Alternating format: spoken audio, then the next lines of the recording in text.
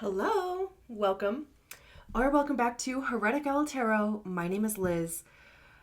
I will be guiding you on this journey today. I haven't even actually chosen a deck. I just, the energy was available for me to make this little intro. I'm like, am I going to be an intro girly? Yeah, for the time being. At least for this series of readings, there is going to be an intro. I want to set intentions at the beginning, or at least share with you my intention that I always have for every single reading that I do, whether it's on YouTube or one-on-one personal readings. I am not psychic. I am not claiming to be. I do know these cards. And my intention is for the message to come through me, not from me. For your highest good, for my highest good. We're just two friends reading tarot together. So anyway, I do also try to share the meaning of each card because you have your own intuition, and obviously you're the person that's involved in your own life, right? So I share the meaning of each card so that you can discern, you can listen to your own guidance around each card for sorry, I closed my eyes and all of a sudden I got lost.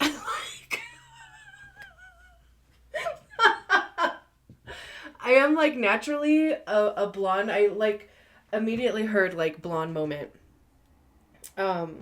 Anyway, I closed my eyes and I got lost. Bro. Anyway, okay. So yeah, you have your own intuition. You're the one, right, that's involved in your own life. I want you to know the meanings of each card so that you can also receive your own message, right? Listen to yourself. The whole reason I even give tarot readings is for you to return to yourself, for you to listen to yourself, which is why I'm probably not telling you anything you don't know already, right? I'm more than likely confirming or affirming things for you. No doubt your intuition is see, told you. But also, I do think that is important. I think that's an important part because once you know for sure, right? Once you have that confirmation, it's that you can free up the energy for what's next. You have confirmation. Now what? Right? Now what? So I haven't even really chosen a deck yet. Did I say that? This is a deck that I was thinking of in my mind's eye. Let's see if it even wants to do the reading or not. Do you want to do the tarot readings? Yeah, okay. That was the Ace of Cups. I do that for every reading too.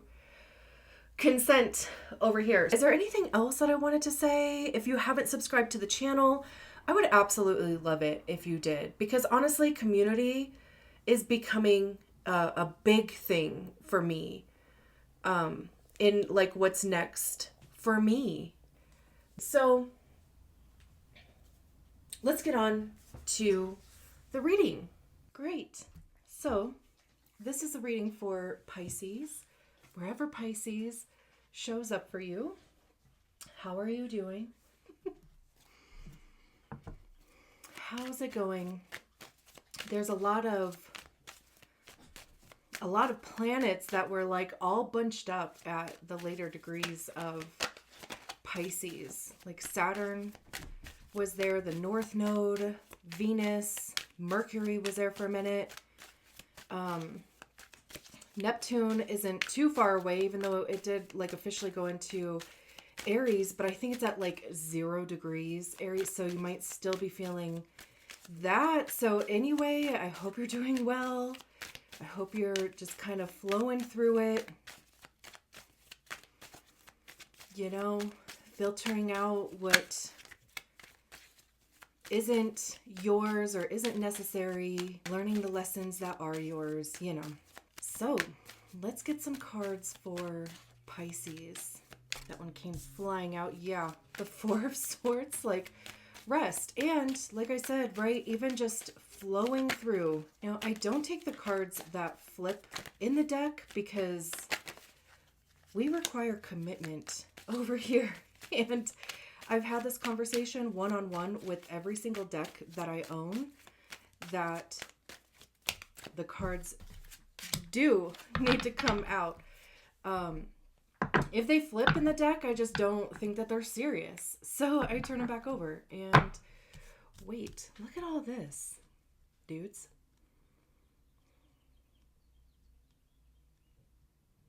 The Four of Swords, the Hanged Man, Justice, Five of Wands at the bottom of the deck, Page of Cups, Seven of Swords, Eight of Wands, Five of Pentacles at the top of the deck. Interesting. So, yeah. Let me actually maybe move these down a little bit because I know that there tends to be a little bit of a glare. I'll move them up as we add more cards. Neptune, the Hanged Man in the middle, which is the modern ruler of Pisces. Libra being the Justice card. Venus. I don't have my laptop around me, but the other day Venus was still in Pisces, and like I said, right, it was like Pisces, Venus, Saturn, and the North Node were all at like 26 degrees. So they're just all like piled on top of each other. Venus has to do with beauty, with love, with nurturing, with I want to say like independence keeps coming to my mind, which is really interesting. Like it really like I had to make like a conscious decision to say a different word. So, okay, independence. Also relationships. Like Libra is the sign of relationships. Scales balancing, fairness. Even too, because in this Justice card, the scales are out of balance. I know like I jumped way ahead, but for whatever reason, we talked about it. They're holding the sword of truth there too. So weighing the truth, weighing what is even true for you. Maybe there has been a big focus on yourself and what is true, even distinguishing the truth. I feel like, Pisces being the wateriest water sign, it kind of almost is, it has this feeling of fluidity, and what may be true for you in the morning may not be true for you at night, or, like it has the capacity to change, which isn't a bad thing. I think it can be a little like confusing or overwhelming at times when it does change like that, or like I said, right, it's fluid, so it like it kind of just like moves around. And two, if you do not put it in a container, then it will just continue to spread, right? And it'll, find cracks, and it'll find crevices to get into. It'll find a place to settle. So that's even kind of interesting, because I wonder if you are also even developing a container for your truth, which honestly actually feels really beautiful. Let's go back to the beginning over here. I mean, there's really no wrong way to read cards. Anyway, we go where the energy takes us over here in this space. So, we'll eventually talk about all of the things. Swords have to do with our mind, our mindset, our belief systems, truth, and honesty. I'm like tapping at the sword of truth that the Justice is holding there. I also see swords as being the suit of ego. And our ego is created by the stories that we attach to experiences, to feelings, circumstances. It becomes our belief system. Those stories, right? They become our personality, our temperament. It becomes the reasons why we don't do certain things. I mean, truly, it becomes our reality, right? Whatever experiences, whatever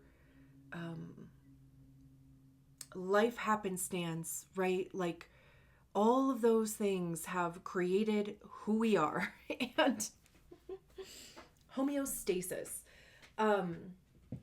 And so when we get to the Four of Swords, it does talk about rest. It's coming after the Three of Swords, and the Three of Swords is the disappointment, the trauma, the event that potentially causes PTSD or potentially causes CPTSD. It's heartbreak, it's disappointment. Did I say rejection? But since it is swords, it is the stories that we attach to that experience. How are we explaining them to ourselves? Because that's what we tend to do, right? Like something happens, small, big, huge, whatever, right? And we attach a belief to it. We attach a story to it. And we just file that away. It becomes part of our just everyday. Eventually it becomes our identity. Like I said, right? It becomes part of our reality. And the Four of Swords coming after that, it really is giving yourself the time, the space to heal. It talks about meditation. It could even be seeking out help, like therapy, or just some other type of support. And it's interesting because in this specific card, we have these Four Swords here, and we have this knight. It kind of looks like laying there. And there is this sense of protection there, or literally armor, right? So a couple ways that this could go. Either you really do have like your armor on, and it's like, nothing can penetrate, but it's like self-preservation. It is self-protection at this point. And, with it being gold, for whatever reason, that keeps it's like glaring at me. It feels like a prized possession. Like you're proud of this armor, which, hey, who am I to judge? And also too, there is no judgment over here anyway. We're just talking about it, right? But I don't know, for whatever reason, I felt the need to say that. But truly, right? Like it's impenetrable. Like it's like, you've built something that you are proud of, but also, like you've built it out of self-protection, because too, I think Pisces are highly sensitive, regardless of like how you present that, if you present that at all. I am a Cancer rising, and I definitely present my shell more than I present my ooey gooey, like soft center, like it takes a while for people to get there. And even then, it's just like a glimmer of it, right? Like I definitely use that shell as a protection. So that's just like kind of how this feels. It could even also just be like waiting to see how something turns out.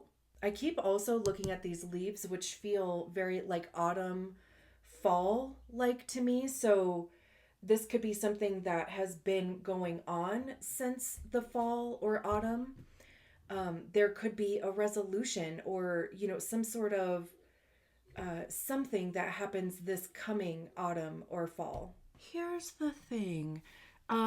We have the Hanged Man next to it, and also in the middle of this reading here. And the Hanged Man says that there is either a different way to approach this, a different way to perceive this, like something.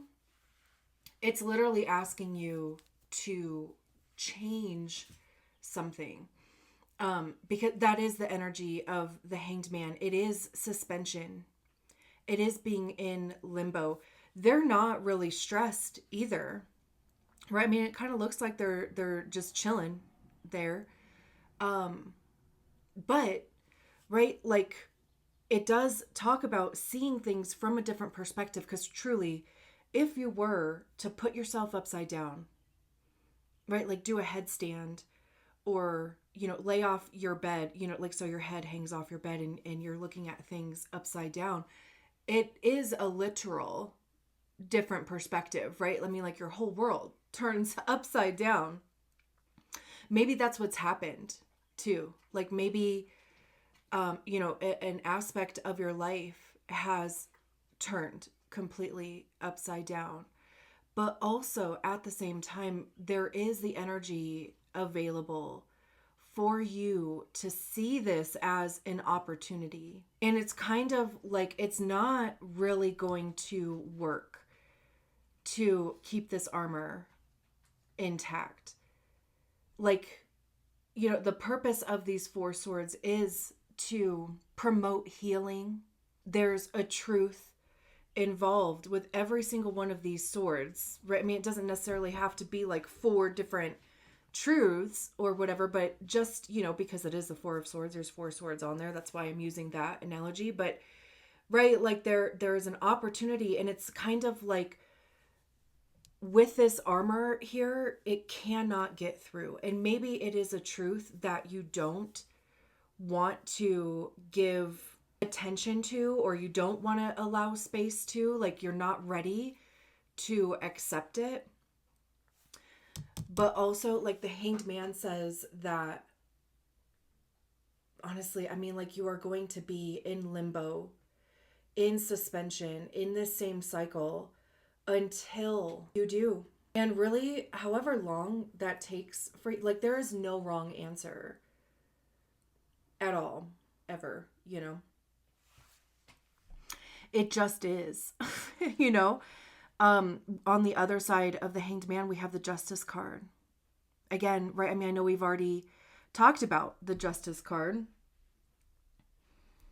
On the other side of it is divine truth. But more important, like it's your truth. It's almost, like standing in your power. It's, promoting balance within yourself or in your life. This would be honoring your truth. I feel like either I said that or I don't know, because that felt like a little bit of deja vu. like, also, like the Justice card talks about fate and karma. So it's almost like, karma, good, bad, otherwise. It truly is like getting what you deserve. Somebody else in the situation, if there is somebody else involved, it would be justice then for them. Again, good, bad, otherwise. It just is, right? And it's kind of like with this Hanged Man, it's prolonging that, or also even like interrupting that, because, like if this isn't you, then it would be, trying to protect somebody else. We have the Five of Wands, Page of Cups, Seven of Swords, and then the Eight of Wands. Oh my gosh. Nine of Cups behind that. Yeah, I mean, I feel like I can understand that this would be difficult, just like trying to hold on to something. With the Five of Wands and the Four of Swords, it feels like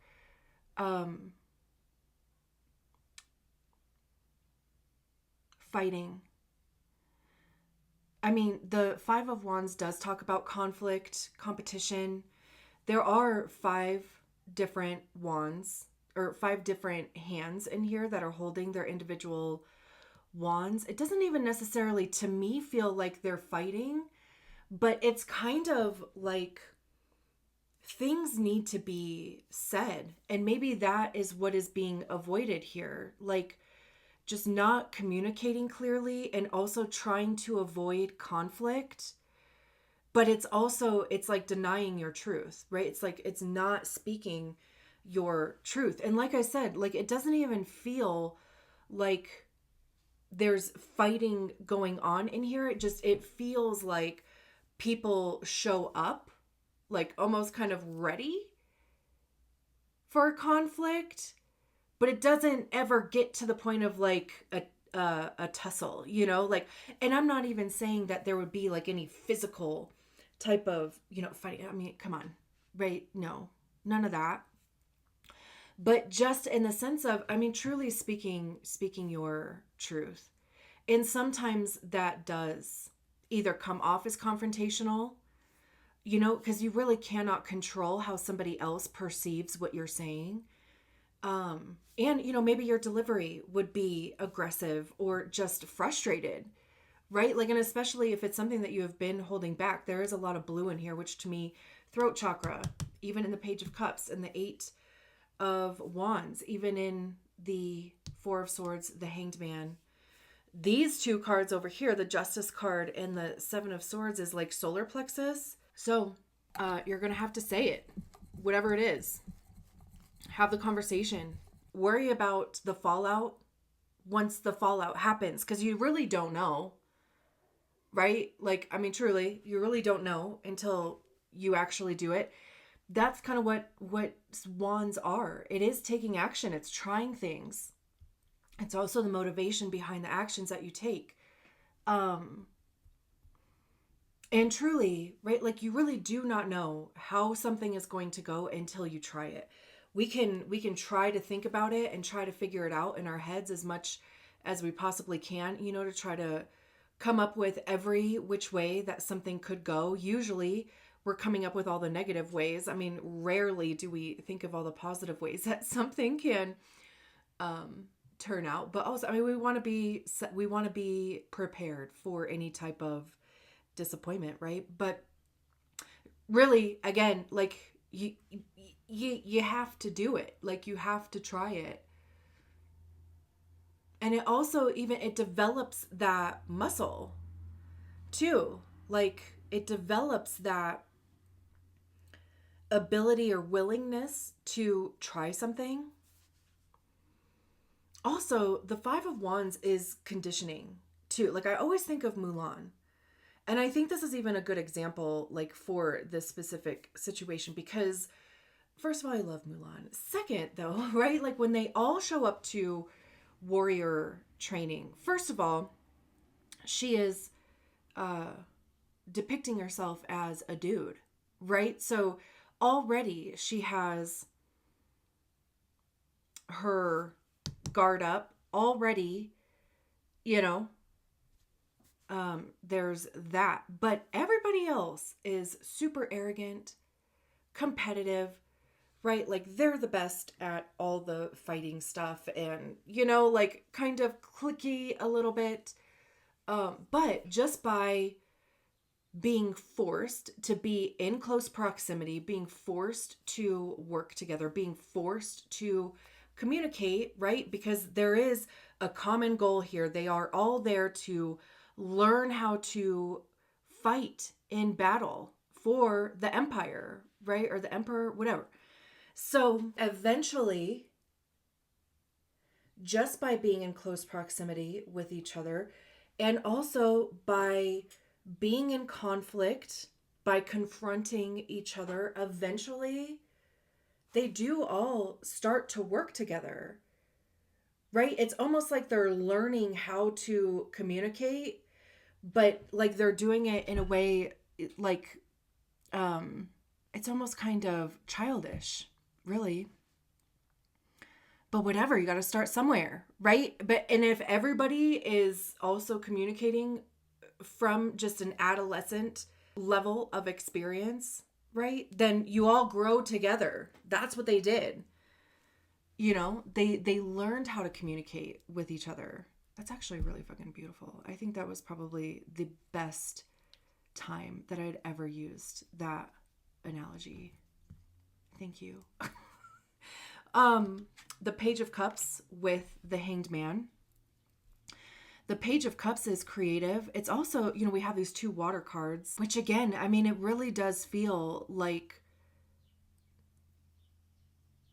honoring your truth, or like just really like expressing yourself authentically, even allowing yourself to get vulnerable, allowing that Pisces, like water, even, dude, the fish. Like, I know Pisces is usually represented by the fucking fish.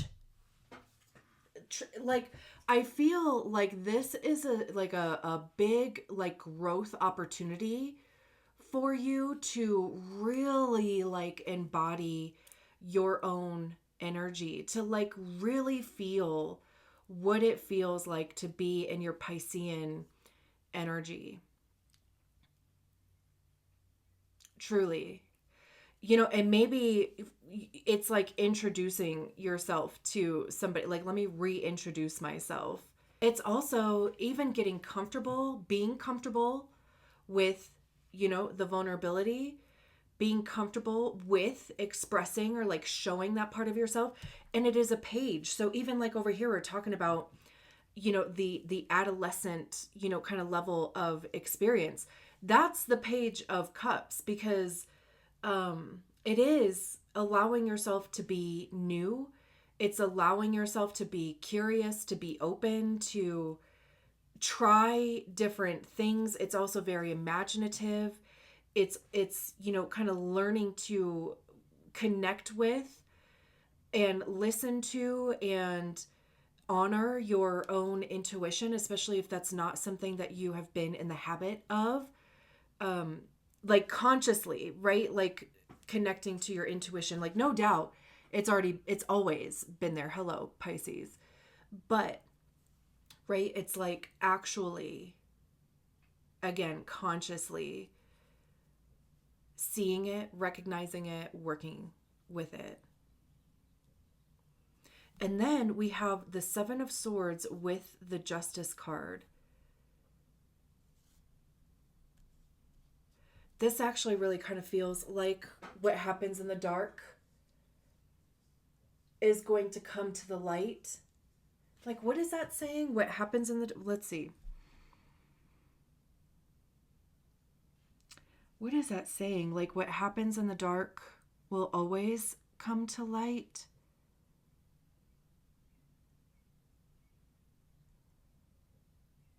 I mean, it's like basically, it's impossible to get away with anything type of thing. The 7 of Swords does talk about trickery, manipulation.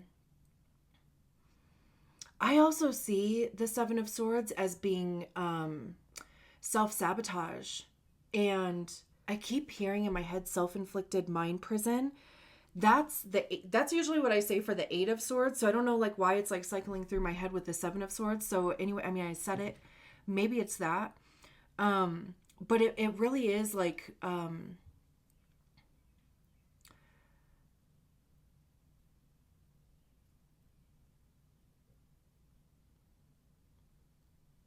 okay, I keep searching for it and it's just not in my head. So I guess it's either not important. But, it's like the ways that, or the things that you tell yourself, Brene Brown calls them gremlins, right? It is those stories that we've developed. And it's, the reasons why we keep ourselves small, we prevent ourselves from doing something. It's also what allows us to be manipulated. It's the things that allow us to be tricked.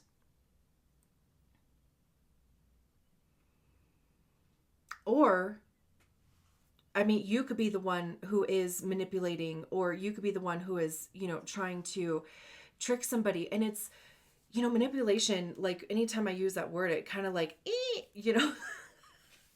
I've definitely dealt with like my fair share of like manipulative people, but I have also done my fair share of manipulation. And with the Seven of Swords, like traditionally, they're like tiptoeing into the opposition's camp, and they're stealing. This person has 5 swords with them. There's 2 swords here, but in the traditional Rider-Waite tarot, they're stealing all 7 swords. And the message behind that is that they are handicapping their opponent, right? Because and they're manipulating the odds. So like by taking away 7 swords, like 7 soldiers are not well equipped to fight in battle. And now their side has 7 more swords to equip their men with, right? So that's kind of the manipulation thing. But also, like, again, like this guy's carrying out 5 swords, and it's like the shadow of the sword, right? Like they're not even fully like materialized. So it's interesting because that could be beliefs that you have. That could even be a cycle of manipulation, however that is, right? Whether it's you, whether it's somebody else, whether it's the energy of the thing. It could also just be too like the veil like coming off, like truly light being shown on some dark shit. I mean, it could be shadow work. It could be, situations that you were unaware of. But also it's literally clarifying the Justice card. So whatever the 7 of Swords is, like justice is being dealt. And also, too, it's like all those things, they do have to come to the surface. They do have to be brought out so that they can be healed, they can be addressed, they can be dealt with, right? And then the 8 of Wands at the bottom of the deck. Now, things move forward quickly. Decisions are made quickly. This can even talk about fast, like communication. It could even be too that like just communication flows better. I always see the 8 of Wands as being like, when you kink a hose, and right, like what that does to the flow of water, right? And the 8 of Wands is when you like unkink the hose, and there's just like this burst of water because there's so much pressure built up on the other side. So there's this like rush before it eventually evens out. That's kind of how it feels like. The energy is better to flow, or easier flowing. And then we have the 9 of Cups behind that, which is individual wish fulfillment, feeling purposeful, feeling, happy, getting exactly what you wanted. Beautiful. All right, I'm going to leave it there. Thank you so much for allowing me to read your cards. I will talk to you soon. Bye.